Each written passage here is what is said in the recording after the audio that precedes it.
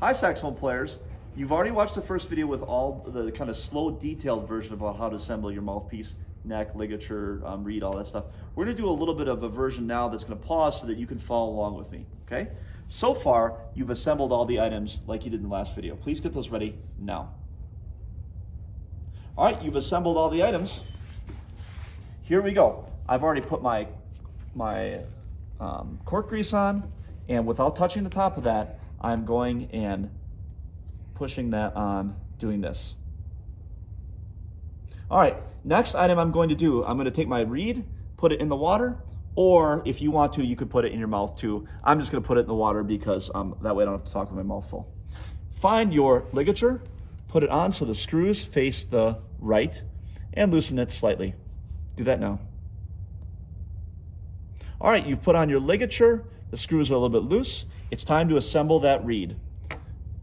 Careful not to touch that tip. I say it a lot, but it's really, really breakable. There's the back side with the writing on it. There's the front side. We're gonna slide that in. When you have it like this, click continue. All right, you're continuing. I am taking my reed, the writing side down, and sliding it underneath that ligature. Again, not into the hole, but kind of through so it sits on the flat part of the mouthpiece. Once they're both in there like this, I'm going to do the shimmy down. Make it look like that.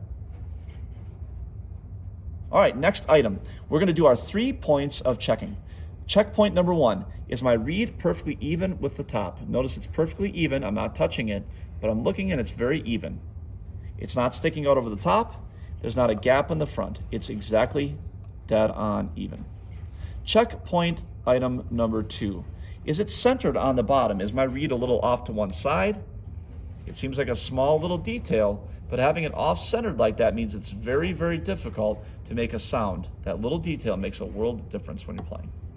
And then item number 3, I'm taking my thumb, sliding that ligature down, making sure it's below that line, or below the little beak if you don't have a line.